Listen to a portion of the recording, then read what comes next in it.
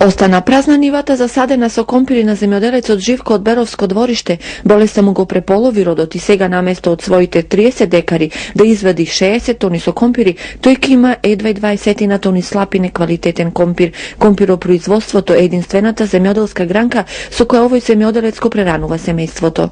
Разболеа се многу рано. Дали од дождовето, дали фати пламењачата и са јат нема по 200 грама нема од купче. 4 пати да го имам прскан. Дадох 1000 евро за прскало и ништо не можеа да спасим.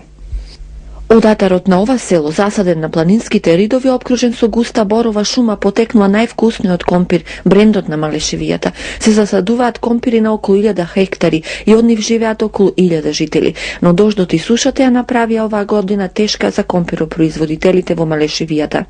Многу слабо. Нема по 500 кг декар. И сега правите? Сега чудиме си тоа што го има, нема квалитет. Пласман тешко.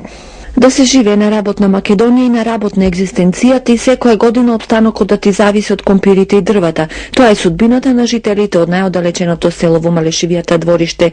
Освен катастрофалниот род со компирите, годинава не можат ни дрва да берат, ни да продаваат. Откако стапи на сила катастрот на недвижности, ти имаат проблеми со имотните листови. Треба лаборати, а за лаборати треба, но нема пари, ето компир нема, дрва не ни дават, даваат ни междини стегло, са они се сопрели и за никаде таа година ќе живееме од воздух. Дојдат тука за избори за да добијат, а после не.